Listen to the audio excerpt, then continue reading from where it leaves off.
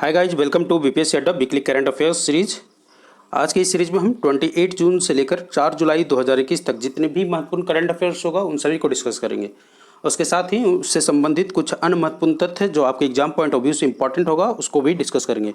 तो बने रहे वीडियो के अंत तक। और यदि आप हमारे चैनल पर नए हैं तो चैनल को सब्सक्राइब और बेल आइकन को प्रेस कर दें, सो दैट कोई वीडियो अगर इस चैनल पर अपलोड किया जाता है तो आपको नोटिफिकेशन मिल जाए और आप कोई वीडियो मिस न करें। तो चलिए स्टार्ट करते हैं आज का सीरीज। आज का पहला न्यूज़ है केरल से। केरल का वेम्बनाड लेक चर्चा में था क्योंकि वहाँ कोविड-19 जब से स्प्रेड हुआ था उसके बाद केरल में हॉटस्पॉट जो सिस्टम है वो बंद कर दिया गया था। अब उसे फिर से शुरू करने की उम्मीद है, तो इसीलिए यह वेम्बनाड लेक चर्चा में था। तो आपको एग्जाम पॉइंट ऑफ व्यू से याद रखना है वेम्बनाड झील कहाँ स्थित है, केरला में स्थित है। और यह वेम्बनाड लेक जो है केरल का सबसे बड़ा लेक है, इसके साथ ही भारत की सबसे लंबी झील भी है। तो यह पॉइंट आपको याद रखना है कि वेम्बनाड झील कहाँ स्थित है, केरला में स्थित है। और यह केरल की सबसे बड़ी है लेकिन भारत की क्या है, सबसे लंबी झील है। तो इतना इस न्यूज़ से आपको याद रखना है। अगला न्यूज़ देख लेते हैं। अगला प्रश्न है कुवेम्पु पुरस्कार से। तो कुवेम्पु पुरस्कार जो है चर्चा में क्यों था, क्योंकि हाल ही में उड़िया कवि अर्थात उड़ीसा के एक कवि हैं डॉक्टर राजेंद्र किशोर पांडा, उनको कुवेम्पु पुरस्कार 2020 के लिए चुना गया है। अगर हम डॉक्टर राजेंद्र किशोर पांडा की बात करें तो डॉक्टर राजेंद्र किशोर पांडा जो हैं उड़ीसा के एक प्रसिद्ध कवि भी हैं और एक उपन्यासकार भी हैं। वहीं अगर हम कुवेम्पु पुरस्कार की बात करें तो यह 20वीं सदी के दिवंगत कन्नड़ कवि कुवेम्पु की स्मृति में स्थापित एक राष्ट्रीय पुरस्कार है। यह पुरस्कार प्रतिवर्ष भारतीय संविधान द्वारा मान्यता प्राप्त किसी भी भाषा के साहित्य में महत्वपूर्ण योगदान देने वाले लेखक को दिया जाता है। इस कुवेम्पु पुरस्कार में विजेताओं को 5 लाख रुपया कैश प्राइज दिया जाता है। उसके साथ ही एक सिल्वर अर्थात रजत पदक एवं एक प्रशस्ति पत्र प्रदान किया जाता है। तो आपको ध्यान रखना है कुवेम्पु पुरस्कार 2020 किनको दिया गया, तो उड़ीसा के कवि हैं और उपन्यासकार हैं डॉक्टर राजेंद्र किशोर पांडा को। और ये जो कुवेम्पु पुरस्कार है ये कन्नड़ कवि कुवेम्पु की स्मृति में स्थापित किया गया था। अगला न्यूज़ है first movable fresh water tunnel से। तो ये first movable fresh water tunnel aquarium जो है इंडियन रेलवे के द्वारा स्थापित किया गया है। और ये कहाँ किया गया है, ये किया गया है बेंगलुरु रेलवे स्टेशन पर। देश के first movable fresh water tunnel aquarium की स्थापना किया गया है। किसके द्वारा, इंडियन रेलवे के द्वारा। तो आपको ध्यान रखना है क्योंकि देश का पहला fresh water movable tunnel aquarium है ये। और अगर हम इसको बात करें डिटेल में तो ये क्रांतिवीर संगोली रायन्ना रेलवे स्टेशन है। जिस रेलवे स्टेशन पर इसको स्थापित किया गया है उसका नाम है क्रांतिवीर संगोली रायन्ना रेलवे स्टेशन। इसको हम बेंगलुरु सिटी रेलवे स्टेशन के भी नाम से जानते हैं। और यह भारत का पहला रेलवे स्टेशन बन गया है जिसमें movable fresh water tunnel aquarium है।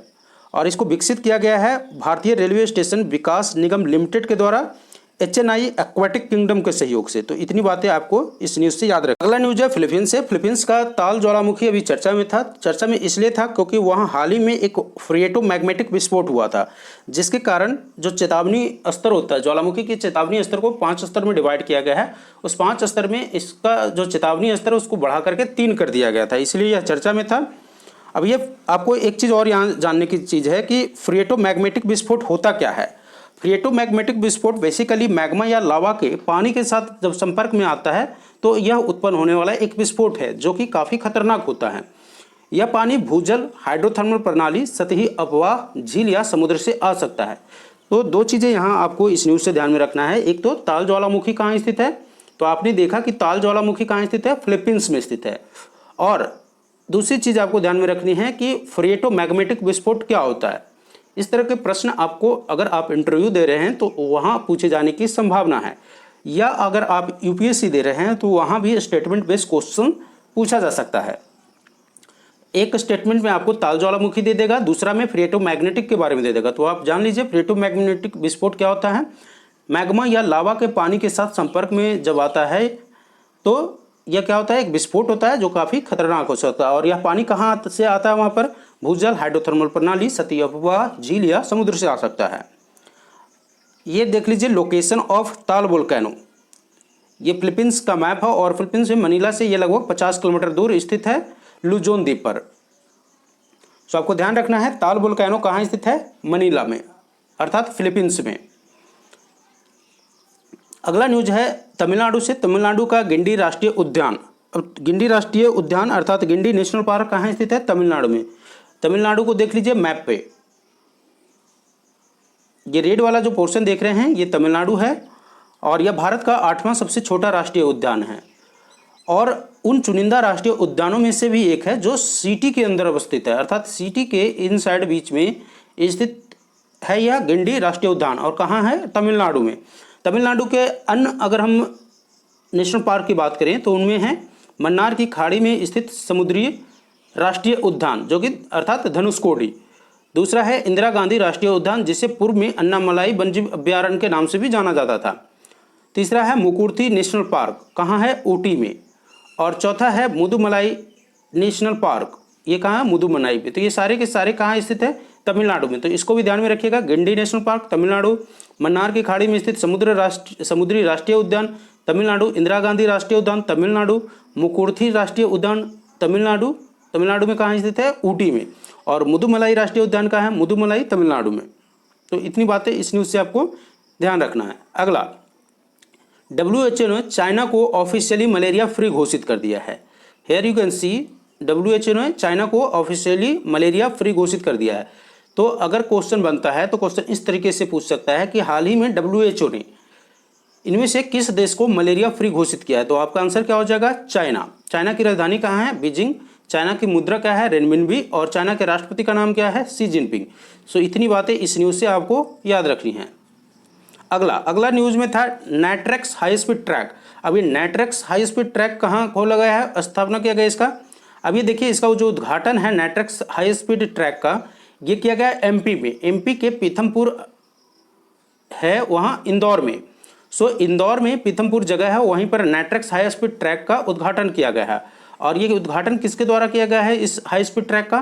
भारी उद्योग और लोक उद्यम मंत्री के द्वारा, अर्थात भारी उद्योग और लोक उद्यम मंत्रालय के द्वारा इस नेट्रेक्स हाई स्पीड ट्रैक का उद्घाटन किया गया है। और कहाँ किया गया है? मध्य प्रदेश में। मध्य प्रदेश में कहाँ किया गया है? इंदौर में है ये। ठीक है, इंदौर में एक पीथमपुर जगह है, वहीं पर इस नेट्रेक्स हाई स्पीड ट्रैक का उद्घाटन किया गया है। अगला है राष्ट्रीय सांख्यिकी दिवस से। तो राष्ट्रीय सांख्यिकी दिवस कब मनाया जाता है? राष्ट्रीय सांख्यिकी दिवस 29 जून को प्रत्येक वर्ष मनाया जाता है, अर्थात नेशनल स्टैटिकल सिस्टम जो है उसकी स्थापना में प्रशांत चंद्र महालनोबिस अर्थात पीसी महालनोबिस, शॉर्ट में आप जानते होंगे पीसी महालनोबिस के अमूल्य योगदान को मान्यता देने के लिए इनकी जयंती 29 जून को हर साल हम क्या मनाते हैं? सांख्यिकी दिवस के रूप में मनाते हैं। तो इतना आपको ध्यान रखना है कि सांख्यिकी दिवस किनके जयंती के उपलक्ष्य में मनाते हैं? तो पीसी महालनोबिस के जयंती के उपलक्ष्य में मनाते हैं। और कब मनाते हैं? 29 जून को मनाते हैं। अगला न्यूज़ में था एक्सरसाइज सी ब्रिज। तो एक्सरसाइज सी ब्रिज 2021 जो है किन दो देशों के बीच में हुआ है यह एक्सरसाइज? यह एक्सरसाइज हुआ है यूक्रेन और संयुक्त राज्य अमेरिका के बीच में। और यूक्रेन और संयुक्त राज्य अमेरिका के बीच में यह एक्सरसाइज जो है कहाँ पर हुआ है? ये काला सागर में हुआ है और यह एक नेवल एक्सरसाइज है। ठीक है, सो एक्सरसाइज सी ब्रिज है वो नेवल एक्सरसाइज है बिटवीन संयुक्त राज्य अमेरिका और यूक्रेन के बीच में। और ये कहाँ हुआ है? ब्लैक सी में हुआ है। तो ब्लैक सी का लोकेशन भी आपको ध्यान में रखना है, उसके साथ ही इसके आसपास के जो अन्य सी हैं उसको भी ध्यान में रखिए। यहाँ आप देख सकते हैं कैस्पियन सी और सी ऑफ अजोब, ये तीनों सी को आपको मैपिंग के थ्रू ध्यान में रखना है। अगला प्रश्न है भारत का पहला रेबीज मुक्त राज्य कौन बन गया है? तो भारत का पहला रेबीज मुक्त राज्य जो है वो गोवा बन गया है। हाल ही में गोवा के मुख्यमंत्री ने राज्य को देश का पहला रेबीज मुक्त राज्य घोषित किया है। आपको मालूम होना चाहिए कि गोवा में पिछले 3 वर्ष में रेबीज का एक भी केस सामने नहीं आया है। यही कारण है कि वहां के मुख्यमंत्री के द्वारा गोवा को रेबीज मुक्त राज्य घोषित। अगला न्यूज है कर्नम मल्लेश्वरी से संबंधित। तो कर्नम मल्लेश्वरी को दिल्ली सरकार ने हाल ही में दिल्ली खेल विश्वविद्यालय का पहला कुलपति नियुक्त किया गया है।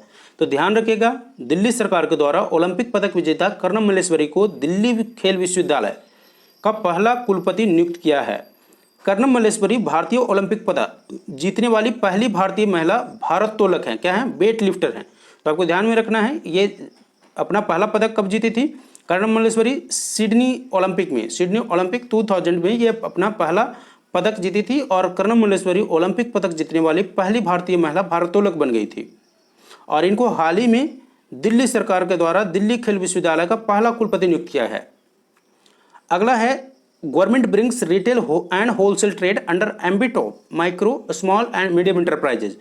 तो रिटेल और होलसेल ट्रेड को अब MSME सेक्टर के अंतर्गत पुटअप कर दिया गया है, अर्थात उसको अब MSME सेक्टर के अंतर्गत लाया गया है।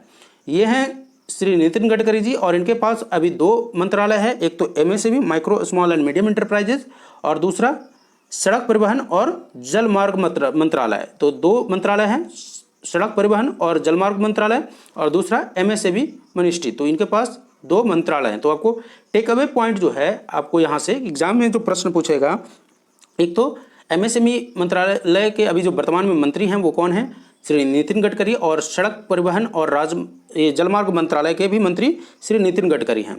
और अभी हाल ही में जो रिटेल और होलसेल प्राइस को किस में लेके आया गया गवर्नमेंट के द्वारा, micro small and medium enterprises sector के अंतर्गत। अगला न्यूज़ देखते हैं। अगला न्यूज़ है बिहार से। बिहार कृषि विश्वविद्यालय भागलपुर के वैज्ञानिकों ने एक अमरूद के अनोखी किस्म को विकसित किया है, और ये अनोखी किस्म है काला अमरूद। यहाँ देख सकते हैं पिक्चर में, बिहार कृषि विश्वविद्यालय भागलपुर के वैज्ञानिकों के द्वारा काला अमरूद विकसित किया गया है। वैज्ञानिकों के अगर माने तो इसमें प्रचुर मात्रा में एंटीऑक्सीडेंट, खनिज और विटामिन पाया जाता है। अमरूद की इस अनोखी किस्म को 3 वर्ष से अधिक के रिसर्च के बाद विकसित किया गया है, और इसके आकार, सुगंध व लंबे समय तक टिकाऊ रहने के लिए कुछ सुधार के बाद जल्द ही इसको कॉमर्शियलाइजेशन के लिए प्रयोग में लाया जा सकेगा, अर्थात कॉमर्शियल खेती के लिए इसको प्रयोग में लाया जा सकेगा, अर्थात इसको जब थोड़ा इम्प्रूवमेंट कर लिया जाएगा तब इसको फिर आप मार्केट में इसको बेचा जा सकता है। अगला न्यूज़ है ईडी से। अब ED arrest journalist Rajeev Sharma for supplying confidential information to China. Rajeev Sharma को ईडी ने कॉन्फिडेंशियल इंफॉर्मेशन चाइना को पास करने के जुर्म में गिरफ्तार किया है। तो चाइनीज इंटेलिजेंस ऑफिसर को ये ऐसा उन्होंने ईडी के द्वारा आरोप लगाया है कि ईडी का फुल फॉर्म होता है enforcement director. So enforcement director has arrested Rajeev Sharma. ठीक है, अब राजीव शर्मा कौन है, ये फ्रीलांस जर्नलिस्ट हैं और इनको गिरफ्तार किया गया है under prevention of money laundering act. ठीक है, तो इतनी बातें आपको ध्यान रखना है कि राजीव शर्मा को किस लिए गिरफ्तार किया गया है, कॉन्फिडेंशियल इंफॉर्मेशन चाइना को पास करने के आरोप में। अगला न्यूज है सेकंड इंडिया घाना फॉरेन ऑफिस कंसल्टेशन कहाँ हुआ, घाना के कैपिटल अक्रा में। तो इस न्यूज से जो आपको ध्यान में रखना है वो ये कि घाना का कैपिटल कहाँ है, अक्रा।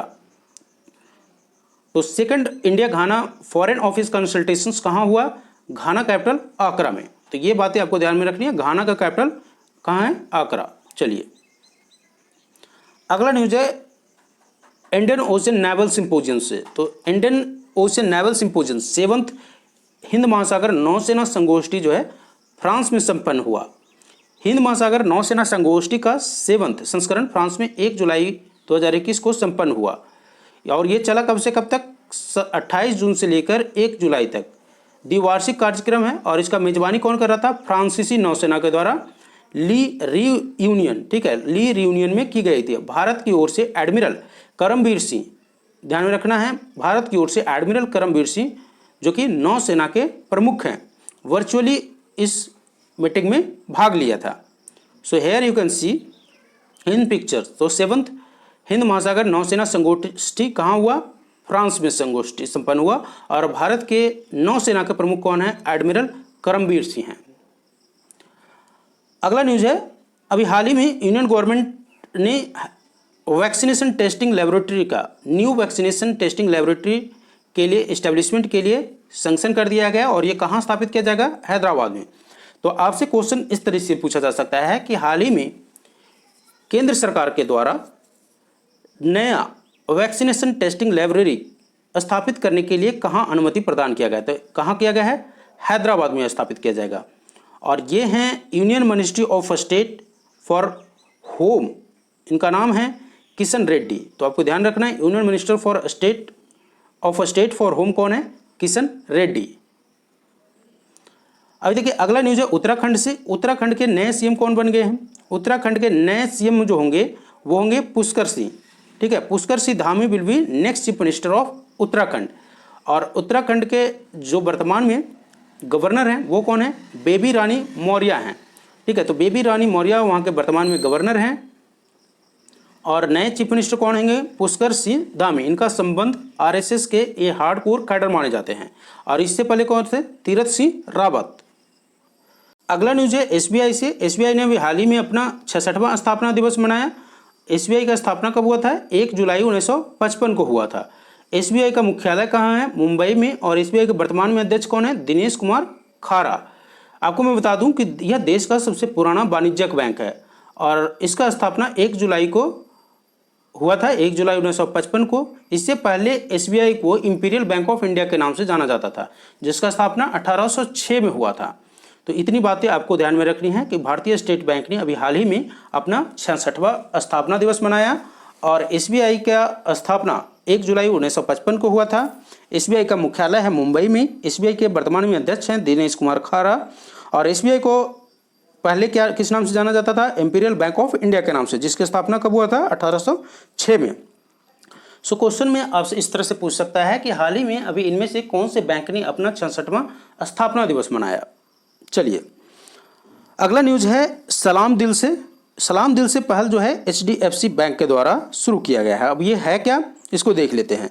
एचडीएफसी बैंक ने देश भर में डॉक्टरों को श्रद्धांजलि देने के लिए, महामारी के दौरान डॉक्टरों की अथक सेवा के लिए उनका आभार व्यक्त करने के लिए क्या किया है? सलाम दिल से पहल शुरू की है। तो ध्यान में रखना है, सलाम दिल से पहल किसके द्वारा शुरू किया गया है? एचडीएफसी बैंक के द्वारा। एचडीएफसी बैंक के बारे में थोड़ा अगर हम जान लें तो इसमें एचडीएफसी बैंक का मुख्यालय कहाँ है? मुंबई, महाराष्ट्र में। एचडीएफसी बैंक के एमडी कौन है? शशिधर जगदीशन। और एचडीएफसी बैंक के टैगलाइन का है? Be understand your world. तो इतनी बातें इस न्यूज़ से ध्यान में रखनी है। एचडीएफसी बैंक ने सलाम दिल से पहल शुरू की है और ये पहल किस लिए किया है? कोविड-19 महामारी के दौरान उनके डॉक्टरों की सेवा के लिए।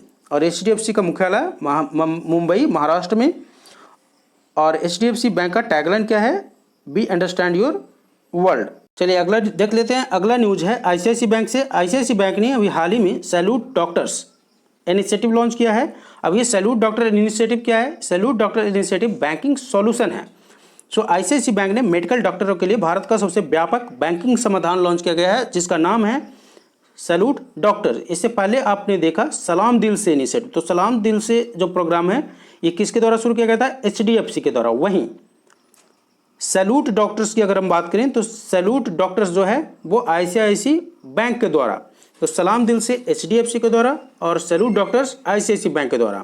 आईसीआईसी बैंक ने मेडिकल डॉक्टरों के लिए भारत का सबसे व्यापक बैंकिंग समाधान लॉन्च किया, जिसका नाम है सैल्यूट डॉक्टर्स। आईसीआईसी बैंक का मुख्यालय है मुंबई। आईसीआईसी के सीईओ हैं संदीप बख्शी और आईसीआईसी का टैगलाइन है हम है ना ख्याल आपका। तो इतनी बातें आपको ध्यान में रखनी है। अगला न्यूज है डिजिटल इंडिया से। डिजिटल इंडिया का 6 साल पूरा हो गया है और डिजिटल इंडिया लॉन्च कब हुआ था? डिजिटल इंडिया को लॉन्च 1 जुलाई 2015 को प्रधानमंत्री नरेंद्र मोदी के द्वारा लॉन्च किया गया था।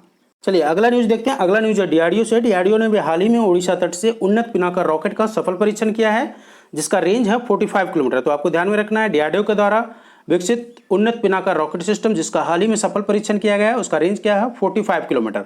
और इसको लॉन्च किया गया है मल्टी बैरल रॉकेट लॉन्चर से। तो ये भी ध्यान में रखना है किससे लॉन्च किया गया है? मल्टी बैरल रॉकेट लॉन्चर से इसको लॉन्च किया गया है और इसका रेंज कितना है? 45 किलोमीटर। डीआरडीओ का फुल फॉर्म होता है रक्षा अनुसंधान और विकास संगठन। कभी कभी ये भी पूछ लिया जाता है एग्जाम में।